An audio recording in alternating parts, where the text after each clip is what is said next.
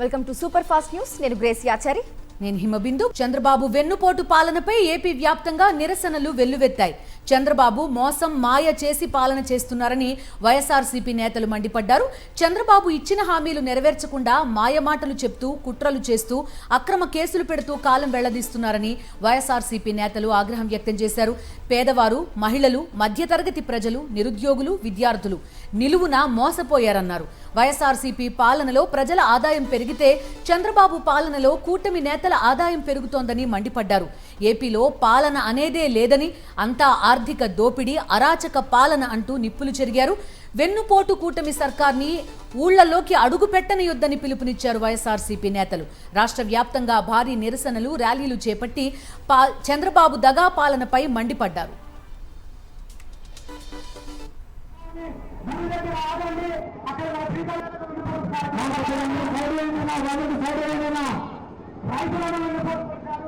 మహిళలను వెన్నుపోటు పెట్టినారు, యువకులను వెన్నుపోటు పెట్టినారు, నిరుపేదలను వెన్నుపోటు పెట్టినారు.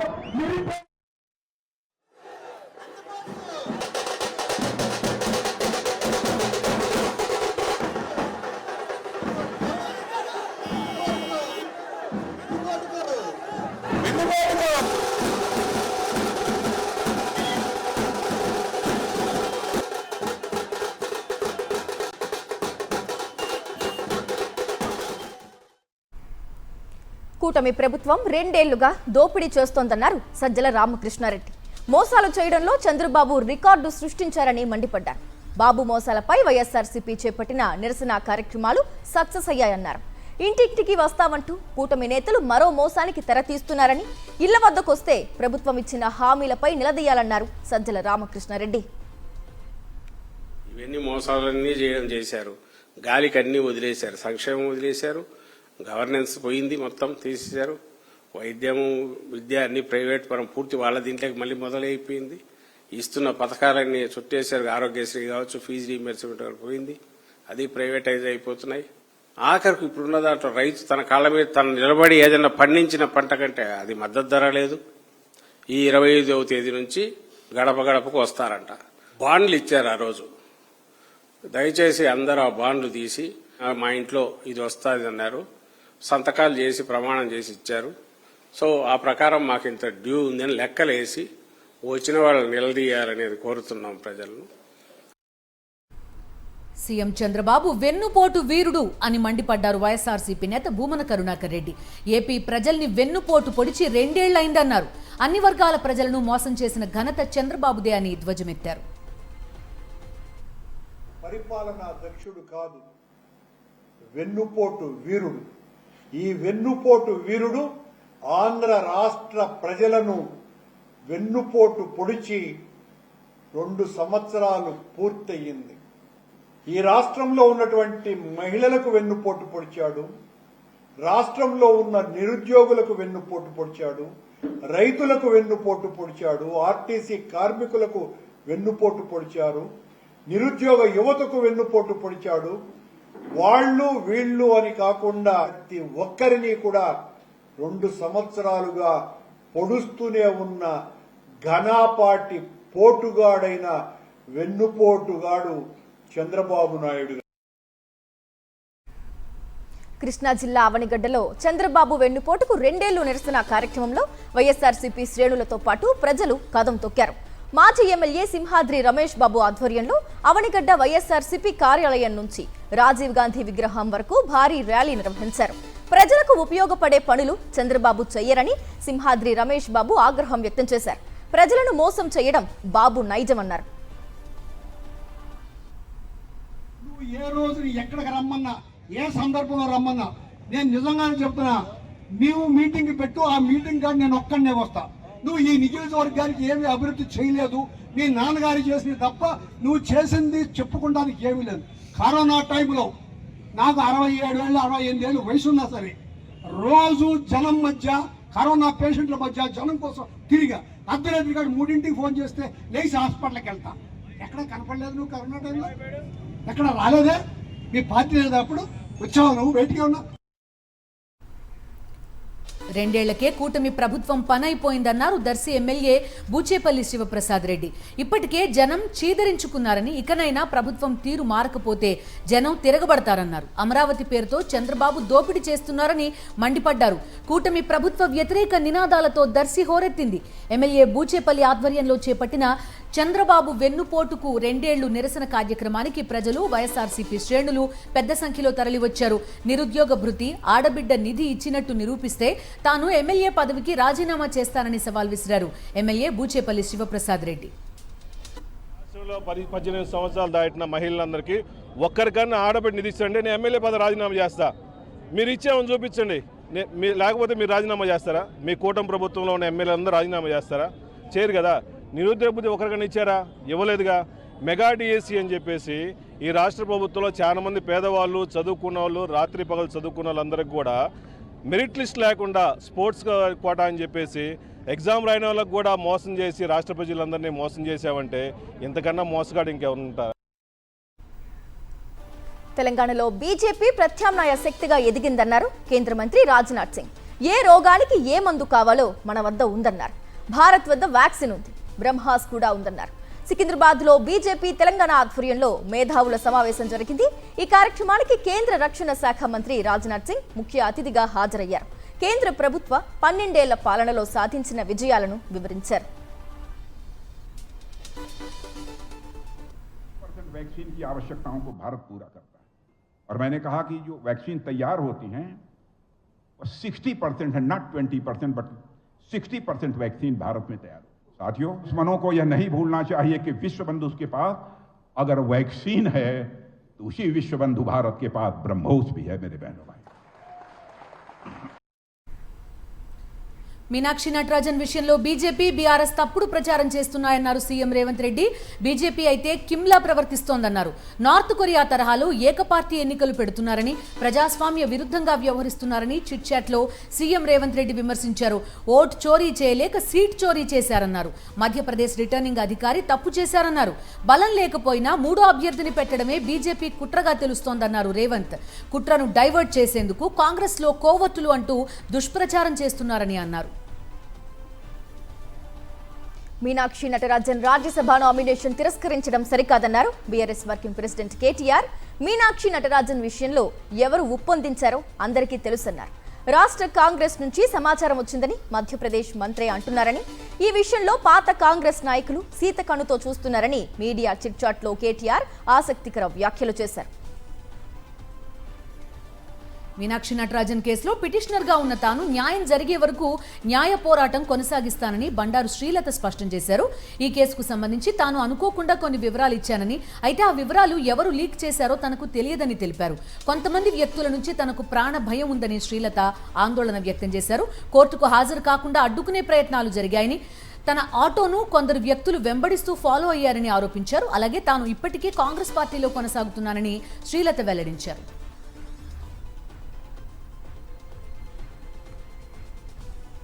పార్వతీపురం మన్యం జిల్లా కొమరాడ మండలం రాజలక్ష్మీపురం గ్రామానికి చెందిన వైఎస్ఆర్ కాంగ్రెస్ పార్టీ జిల్లా యువజన విభాగం అధ్యక్షుడు నంగిరెడ్డి శరత్ కుమార్ గుండెపోటుతో అకాల మరణం చెందారు. విషయం తెలుసుకున్న మాజీ సీఎం వైఎస్ జగన్మోహన్ రెడ్డి శరత్ కుమార్ కుటుంబాన్ని ఫోన్లో పరామర్శించారు. శరత్ కుమార్ భార్య, తల్లితో మాట్లాడారు. కుటుంబానికి వైఎస్ఆర్ కాంగ్రెస్ పార్టీ అన్ని విధాలుగా తోడుగా ఉంటుందని భరోసానిచ్చారు.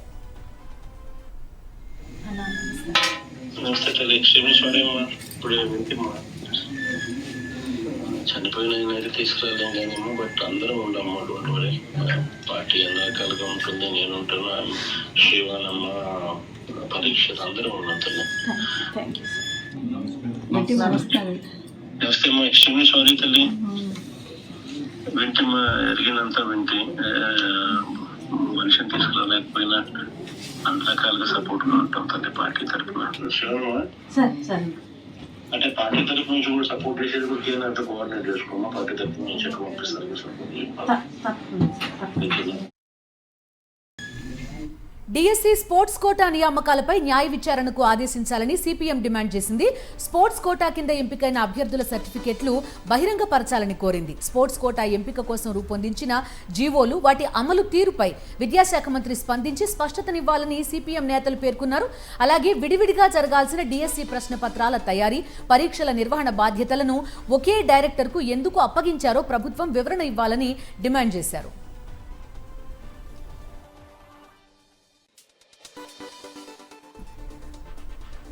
ఓటర్ల జాబితా ప్రత్యేక సవరణ ప్రక్రియపై పార్టీ శ్రేణులు అప్రమత్తంగా ఉండాలన్నారు మాజీ ఎమ్మెల్యే నల్లపరెడ్డి ప్రసన్న కుమార్ రెడ్డి.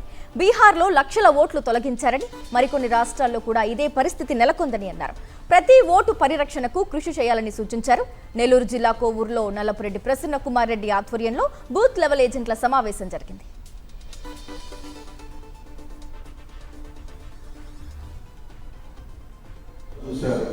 ఎలక్షన్స్ జరిగినాయి, కొన్ని లక్షల ఓట్లు తొలగించేశారు. పశ్చిమ బెంగాల్లో అదే పరిస్థితి, మెడ్రాస్లో అదే పరిస్థితి. అందువల్ల అందరం కూడా అప్రమత్తంగా ఉండి జాగ్రత్తగా ఉంది. ఈ ఓటర్ లిస్టు ప్రక్రియ మీద నాయకులు అందరూ కూడా చాలా జాగ్రత్తలు తీసుకోవాలి. మాజీ ఎంపీ కేసినేని నాని ఈడీకి లేఖ రాశారు. విజయవాడ ఎంపీ కేసినేని చిన్ని అక్రమ నెట్వర్క్ పై దర్యాప్తు చేయాలని కోరారు. మనీ లాండరింగ్ కింద అత్యవసర దర్యాప్తు చేపట్టాలన్నారు. టికెట్ ఇప్పిస్తానంటూ కేసినేని చిన్ని 5 కోట్లు తీసుకున్నట్టు టీడీపీ ఎమ్మెల్యే కొలిగపూడి శ్రీనివాస్ చేసిన ఆరోపణలపై విచారణ జరపాలని లేఖలో పేర్కొన్నారు. అలాగే సాహితీ ఇన్ఫ్రా స్కామ్ తో సంబంధాలపై దృష్టి పెట్టాలని కోరారు. ఇసుక, గ్రావెల్, ఫ్లై యాష్ గనులు, జూద దందాలు, భూ ఆక్రమణలకు సంబంధించిన అంశాల్లో కూడా ఎంపీ చిన్ని నెట్వర్క్ పై సమగ్ర విచారణ జరపాలని డిమాండ్ చేశారు. తెలంగాణ ప్రభుత్వం ప్రతిష్టాత్మకంగా చేపట్టిన సమ్మక్క సారలమ్మ ఎత్తిపోతల పథకానికి కీలకమైన అనుమతుల సాధన దిశగా మరో ముందడుగు పడింది. ఈ ప్రాజెక్టుకు అవసరమైన ఎన్ఓసీ మంజూరు చేయాలని కోరుతూ రాష్ట్ర నీటిపారుదల శాఖ మంత్రి ఉత్తమ్ కుమార్ రెడ్డి ఛత్తీస్గఢ్ ముఖ్యమంత్రి విష్ణుదేవ్ సాయ్తో హైదరాబాద్లో కీలక సమావేశం నిర్వహించారు. భేటీలో తెలంగాణ, ఛత్తీస్గఢ్ రాష్ట్రాల మధ్య సమన్వయం, ప్రాజెక్టు అనుమతుల ప్రక్రియ, రైతులకు సాగునీటి భద్రత కల్పించే అంశాలపై సుదీర్ఘంగా చర్చించారు. రైతులను కాంగ్రెస్ ప్రభుత్వం అన్ని విధాలా మోసం చేసిందన్నారు మాజీ మంత్రి హరీష్ రావు. రైతు బంధు, రైతు బీమా సహా అన్ని ఎగ్గొట్టారని మండిపడ్డారు. రైతులను ఆదుకునేందుకు డబ్బులు లేవు, కానీ అందాల పోటీలు నిర్వహించేందుకు మాత్రం డబ్బులుంటాయా అని ప్రశ్నించారు.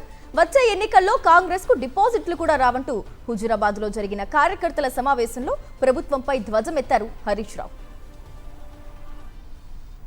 రైతు బంధు పోయింది, రైతు బీమా పోయింది, వడ్లు కొనమంటే సుక్కలు చూపిండ్రు, యాసంగి పంటకు బోనస్ ఎగ్గొట్టిండ్రు, ఈ రకం ఎరువులు దొరకలేవు, కరెంటు బాయే, రైతు బంధు బాయే, రైతు బీమా బాయే, ఎరువులు రావాయే, వడ్లు కొనవాయే. ఇంకా ఎవరైనా రైతు అనే వాళ్ళు ఓటేస్తారా? అందుకే నేను అన్నా, ఇంకా రైతు అనే వాళ్ళు కాంగ్రెస్ ఓటేసే పరిస్థితి లేదు. విద్యార్థులకు ఫీజు రియంబర్స్మెంట్ ఎగబెట్టేసిండు, 4000 పెన్షన్ ఇస్తాని అవ్వ తాతల్ని మోసం చేసిండు, మహిళలకు 2500 ఇస్తాను మోసం చేసిండు. మరి ఇవన్నీ లేవా? ఉన్నాయి డబ్బులు, రేవంత్ రెడ్డికి మనసు లేదు. గ్లోబల్ లాజిస్టిక్స్ డెస్టినేషన్ గా తెలంగాణను తీర్చిదిద్దేందుకు ప్రణాళికాబద్ధంగా కృషి చేస్తున్నామన్నారు మంత్రి దుద్దిళ్ల శ్రీధర్ బాబు. రాబోయే రోజుల్లో ఈ రంగంలో ఎదురయ్యే సవాళ్లను అధిగమిస్తూ సరికొత్త అవకాశాలను అందిపుచ్చుకునేలా రాష్ట్రంలో ఫ్యూచర్ రెడీ ఎకోసిస్టమ్ను చిత్తశుద్ధితో అభివృద్ధి చేస్తున్నామన్నారు. Federation of Telangana chamber of commerce ఆధ్వర్యంలో ఇవాళ నోవాటెల్లో నిర్వహించిన international conference on shipping and logistics 2026 కు ఆయన ముఖ్య అతిథిగా హాజరయ్యారు. పలు రంగాల్లో తెలంగాణలో పెట్టుబడులు పెట్టేందుకు ముందుకు రావాలని పారిశ్రామికవేత్తలను మంత్రి శ్రీధర్ బాబు ఆహ్వానించారు.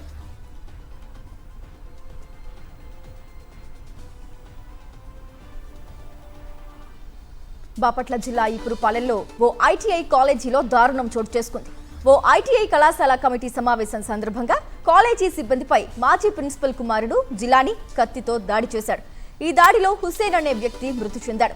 ఐటీఐ కాలేజీ ప్రిన్సిపల్ శేషయ్యకు తీవ్ర గాయాలయ్యాయి. ఆర్థిక లావాదేవీల విషయంలో మాట పెరిగి కత్తితో దాడి చేసుకునే వరకు వెళ్లిందని సమావేశంలో ఉన్నవారు చెబుతున్నారు. కేసు నమోదు చేసుకున్న పోలీసులు దర్యాప్తు చేస్తున్నారు. సీక్రెట్ ఆపరేషన్ చేపట్టిన తెలంగాణ ఈగల్ ఫోర్స్ డ్రగ్ పెడ్లర్లు కేసరి మత్స్యగిరి నిమ్మల నరేష్ ని అరెస్ట్ చేసింది. 50 లక్షల విలువైన 750 గ్రాముల మెఫాడ్రాన్ ను స్వాధీనం చేసుకున్నారు.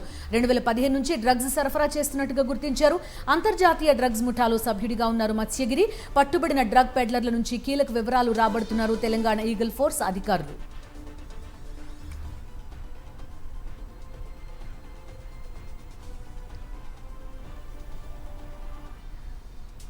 ప్రొఫెసర్ జయశంకర్ తెలంగాణ వ్యవసాయ విశ్వవిద్యాలయంలో 62వ వ్యవస్థాపక దినోత్సవ వేడుకలు ఘనంగా జరిగాయి. ఈ సందర్భంగా వ్యవసాయ విద్యను అభ్యసిస్తున్న మెరిటోరియస్ విద్యార్థులను ప్రోత్సహించేందుకు doctor YSR and doctor KVP foundation కీలక నిర్ణయం తీసుకుంది. వ్యవసాయ శాస్త్రంలో అత్యుత్తమ ప్రతిభ కనపరిచిన విద్యార్థికి ఏటా ₹1,00,000 నగదు పురస్కారం అందించేందుకు వీలుగా 21 లక్షల రివాల్వింగ్ ఫండ్ ను ప్రకటించింది.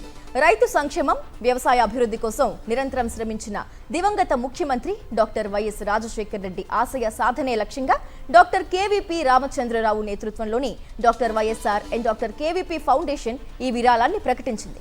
వర్సిటీలో జరిగిన ప్రత్యేక కార్యక్రమంలో మాజీ ఎంపీ ఉండవల్లి అరుణ్ కుమార్ ఫౌండేషన్ తరపున 21 లక్షల చెక్కును వైస్ ఛాన్సలర్ ప్రొఫెసర్ అల్దాస్ జరయ్యకు అందజేశారు. ఈ నిధి ద్వారా వచ్చే వడ్డీతో ఏటా ఒక ప్రతిభావంతుడైన విద్యార్థికి ₹1,00,000 నగదు పురస్కారాన్ని అందజేయనున్నారు. గ్రామీణ ప్రాంతాల అభ్యున్నతి, వ్యవసాయ రంగంలో పరిశోధనలు ప్రోత్సహించడమే లక్ష్యంగా ఈ అవార్డును నెలకొల్పినట్లు తెలిపారు ఫౌండేషన్ ప్రతినిధులు.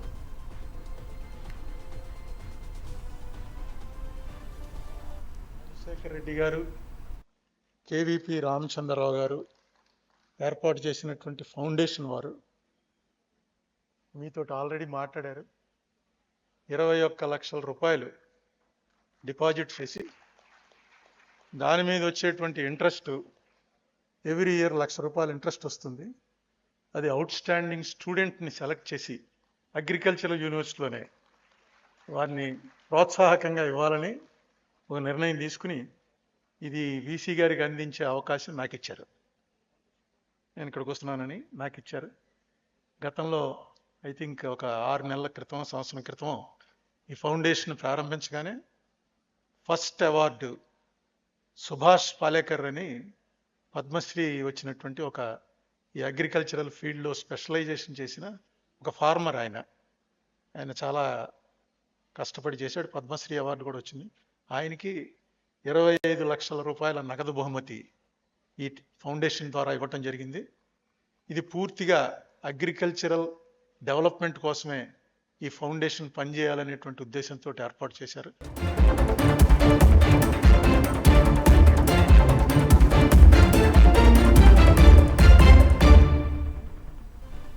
Back to news with national updates. Congress అగ్రనేత మీనాక్షి నటరాజన్ కు సుప్రీంకోర్టులో ఊరట లభించలేదు. మధ్యప్రదేశ్ నుంచి ఆమె దాఖలు చేసిన రాజ్యసభ నామినేషన్ పత్రాలను రిటర్నింగ్ అధికారి తిరస్కరించారు. ఈ నిర్ణయాన్ని సవాలు చేస్తూ దాఖలు చేసిన పిటిషన్ను కోర్టు కొట్టివేసింది. వాదనలు పరిశీలించిన అనంతరం సుప్రీంకోర్టు కీలక వ్యాఖ్యలు చేసింది. ఈ దశలో ఆర్ఓ నిర్ణయంలో తాము జోక్యం చేసుకోలేమని, ఇలాంటివి జరిగినప్పుడు ఈసీని ఆశ్రయించాలని సూచిస్తూ పిటిషన్ను డిస్మిస్ చేస్తున్నట్లు తెలిపింది. పశ్చిమాసియాలో ఉద్రిక్తతల వేళ ఇంధన సంక్షోభం నేపథ్యంలో కేంద్ర ప్రభుత్వం కీలక నిర్ణయం తీసుకుంది. పారిశ్రామిక, వాణిజ్య, సంస్థాగత వినియోగదారులు పెట్రోల్ పంపుల నుంచి పెట్రోల్, డీజిల్ కొనుగోలు చేయకుండా నిషేధం విధించింది. ఈ ఆంక్షలు 90 రోజుల వరకు అమల్లో ఉంటాయని కేంద్ర పెట్రోలియం, సహజ వాయువుల మంత్రిత్వ శాఖ ప్రకటన జారీ చేసింది. ఒక వాహనానికి రోజుకు 200 లీటర్ల కంటే ఎక్కువ ఇంధనం నింపొద్దని రిటైల్ అవుట్లెట్ల యాజమాన్యానికి ఆదేశాలిచ్చింది.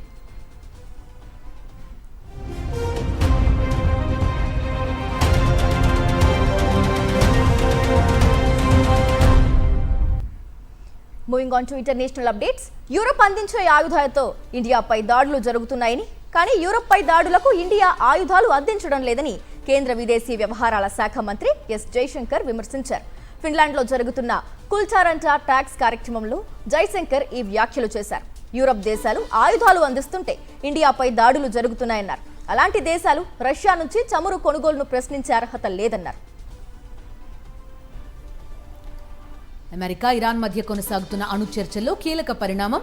అమెరికా అధ్యక్షుడు డొనాల్డ్ ట్రంప్ ప్రకటించిన తాజా శాంతి ఒప్పంద ముసాయిదాలో ఇరాన్ వద్ద ఉన్న శుద్ధి చేసిన యురేనియం నిల్వల అంశంపై కొంత సడలింపు ఇచ్చారు. ఇరాన్ నుంచి యురేనియంను తీసుకురామని తెలిపారు. అయితే ఈ అంశంపై ఇంకా తుది ఒప్పందం కుదరలేదని, పూర్తి వివరాలు రెండో దశ చర్చల్లో ఖరారు కావాల్సి ఉందని తెలుస్తోంది. నాటో కూటమికి సంబంధించి అమెరికా అత్యంత కీలక నిర్ణయం తీసుకుంది. ఐరోపా రక్షణ కవచంగా భావించే నాటో బలగాల మోహరింపుపై యుఎస్ సంచలన కోత విధించింది. ఐరోపా నుంచి తమ యుద్ధ విమానాలు, రక్షణ దళాలను ఉపసంహరించుకుంటున్నట్లు ప్రకటించింది. అమెరికా తీసుకున్న ఈ నిర్ణయం ఇప్పుడు ప్రపంచవ్యాప్తంగా, ముఖ్యంగా ఐరోపా దేశాల్లో తీవ్ర కలకలం రేపుతోంది. ముఖ్యంగా తూర్పు ఐరోపా దేశాలు ఈ పరిణామంతో ఉలిక్కిపడ్డాయి. రష్యా నుంచి పొంచి ఉన్న ముప్పు నేపథ్యంలో అమెరికా రక్షణ దళాలను, యుద్ధ విమానాలను ఉపసంహరించుకోవడం భద్రతాపరంగా పెద్ద శూన్యతను సృష్టిస్తోందని నిపుణులు హెచ్చరిస్తున్నారు. దక్షిణ కొరియా మాజీ అధ్యక్షుడు యూన్ సుక్ యేల్ కు మరో 30 ఏళ్లు జైలు శిక్ష విధిస్తూ దక్షిణ కొరియా కోర్టు తీర్పు వెల్లడించింది. దేశంలో మార్షల్ లా విధించిన కేసులో యున్ ఇప్పటికే జీవిత ఖైదు అనుభవిస్తున్నారు. ఉత్తర కొరియాలోకి డ్రోన్లు పంపి కిమ్ సేనను రెచ్చగొట్టేందుకు ఆయన ప్రేరేపించారని కోర్టు నిర్ధారించింది. చట్టవిరుద్ధంగా పార్లమెంటుని తన గుప్పిట్లోకి తీసుకునేందుకు, నేతలను అరెస్ట్ చేసేందుకు, అనియంత్రిత అధికారాన్ని చెలాయించేందుకు ఆయన విధించిన మార్షల్ లా విఫలమవడంతో ఓ సాకు సృష్టించుకోవడానికి ఈ చర్యలకు పాల్పడినట్టుగా కోర్టు వెల్లడించింది.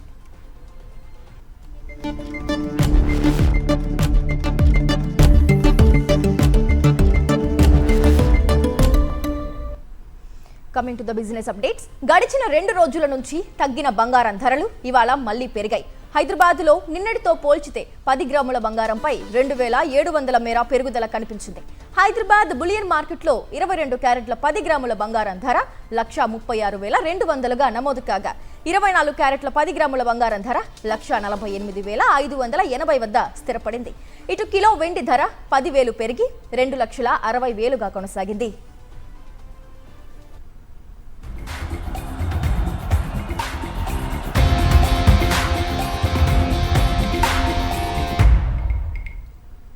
రేపు ధర్మశాల వేదికగా టీమిండియా ఆఫ్ఘనిస్తాన్తో తొలి వన్డే ఆడనుంది. ఓపెనర్లుగా కెప్టెన్ శుభ్మన్ గిల్, రోహిత్ శర్మ బరిలోకి దిగనుండగా వన్ డౌన్లో ఇషాన్ కిషన్ ఆడే అవకాశం ఉంది. ఇందుకోసం శుభ్మన్ గిల్ సారథ్యంలోని భారత జట్టు ఇప్పటికే ధర్మశాల చేరుకుంది. గాయంతో కోహ్లీ సిరీస్కు దూరం కావడంతో కోహ్లీ స్థానంలో ఓపెనర్ యశస్వి జైస్వాల్ను వన్డే జట్టులోకి తీసుకుంది యాజమాన్యం.